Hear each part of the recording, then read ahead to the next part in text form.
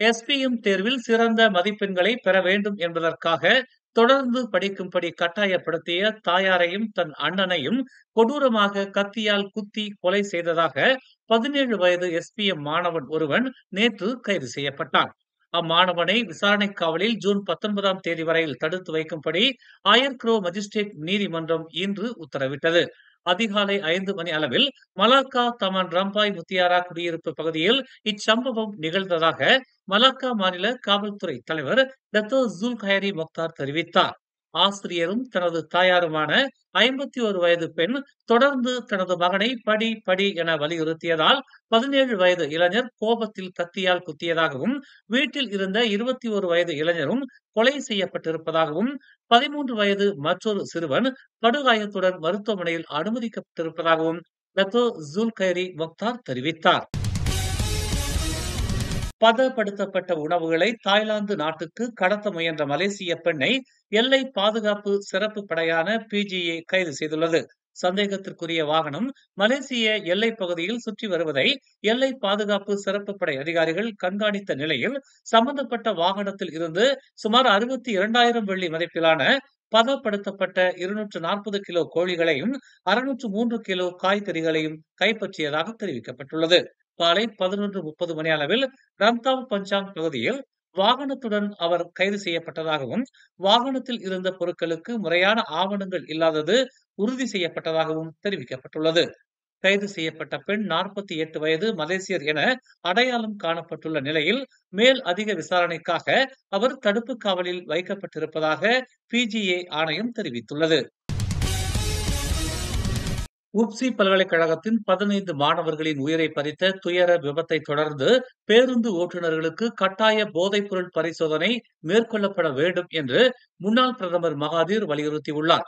பேருந்து ஓட்டுநர்கள் பலரும் போதைப் பொருட்களை பயன்படுத்தக்கூடும் என்றும், இது பயணிகள் மற்றும் பிற சாலை பயனர்களுக்கு கடுமையான ஆபத்தை விளைவிக்கும் என்ற நீண்டகால கவலைகள் தமக்கு இருப்பதாக மகாதீர் தெரிவித்துள்ளார்.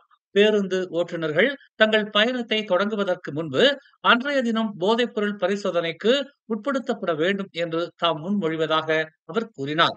அவர்களுக்கு கொரோனா தொற்று உறுதி செய்யப்பட்டால் அவர்கள் வாகனம் ஓட்ட அனுமதிக்கப்படக்கூடாது என்றும், மேலும் அவர்களின் சம்பளம் கழிக்கப்பட வேண்டும் என்றும் அவர் ஆலோசனை கூறினார்.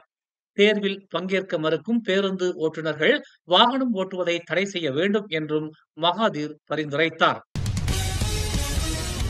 பூலாய் ஜலான் தீமோர் 4 உள்ள எல்பிஜி பெட்ரோலிய கிடங்கில் ஏற்பட்ட தீ விபத்தில் 3 தொழிலாளர்கள் படுகாயம் அடைந்த நிலையில் உயிருடன் மீட்கப்பட்டனர். இன்று அதிகாலை 1:40 மணிக்கு தீ விபத்து குறித்து பெட்ரோலிய கிடங்கின் பாதுகாவலரிடமிருந்து அவசர அழைப்பை பெற்றதும் 13 தீயணைப்பு மீட்புத்துறை அதிகாரிகள் சம்பவ இடத்திற்கு விரைந்ததாக பூலாய் மாவட்ட தீயணைப்புத்துறை அதிகாரி அஸ்மிசா ஜைனி தெரிவித்தார். சம்பவ இடத்திற்கு விரைந்த தீயணைப்பு மற்றும் மீட்புத்துறை அதிகாரிகள் பாதிக்கப்பட்ட மூவரையும் மீட்டு பூலாய் மருத்துவமனைக்கு கொண்டு சென்றதாகவும், பாதிக்கப்பட்ட மூவரும் எல்பிஜி பெட்ரோலிய கிடங்கில் வேலை செய்து வரும் 30 முதல் 40 வயதுக்கு உட்பட்ட உள்ளூர் ஆடவர்கள் என அடையாளம் காணப்பட்டிருப்பதாகவும் தெரிவிக்கப்பட்டுள்ளது. அதிகாலை 3:25 மணிக்கு தீ முழுமையாக கட்டுப்படுத்தப்பட்டதாகவும், எல்பிஜி பெட்ரோலிய கிடங்கு 85 விழுக்காடு தீயில் கருகியதாகவும் அஸ்மிசா ஜைனி கூறினார்.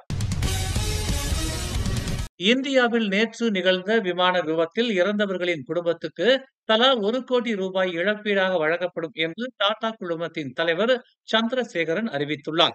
இந்த துயரத்தில் உயிரிழந்த ஒவ்வொரு நபரின் குடும்பத்திற்கும் டாடா குழுமம் 1 கோடி ரூபாய் வழங்கும் என்றும், காயமடைந்தவர்களின் மருத்துவ செலவுகளையும் டாடா குழுமம் ஏற்றுக்கொள்ளும் என்றும் அவர் கூறினார். மேலும் அவர்களுக்கு தேவையான அனைத்து பராமரிப்பு மற்றும் ஆதரவையும் தாங்கள் உறுதி செய்வோம் என்று அவர் கூறினார். ஏர் இந்தியா விமான நிறுவனம் டாடா குழுமத்தின் வசம்தான் உள்ளது. இந்த நிறுவனத்தின் 74.6 விழுக்காடு பங்குகள் டாடா குழுமத்திடமும் 25.1 விழுக்காடு பங்கு சிங்கப்பூர் ஏர்லைன்ஸ் நிறுவனத்திடமும் உள்ளது. இதனால்தான் விமான விபத்தில் பலியானவர்களின் குடும்பத்தினருக்கு தலா 1 கோடி இழப்பீடு வழங்குவதாகவும், காயமடைந்தவர்களின் சிகிச்சை செலவை ஏற்பதாகவும் டாடா குழுமம் அறிவித்துள்ளது. மேலும் செய்திகளை தெரிந்து கொள்ள தமிழ் மலர் நாளிதழை பாருங்கள். உடனுக்குடன் செய்திகளை தெரிந்து கொள்ள தமிழ் மலர் இணையதளம், தமிழ் மலர் செயலி மற்றும் மலர் டிவி யூடியூப் சேனலை வலம் வாருங்கள். எங்களோடு இணைந்திருக்க மலர் டிவியை பதிவு செய்து கொள்ளுங்கள். உறவுகள் மகிழ்ந்திட விருப்பம் மற்றும் பகிர்வு சேவையை சொடுக்கிடுங்கள்.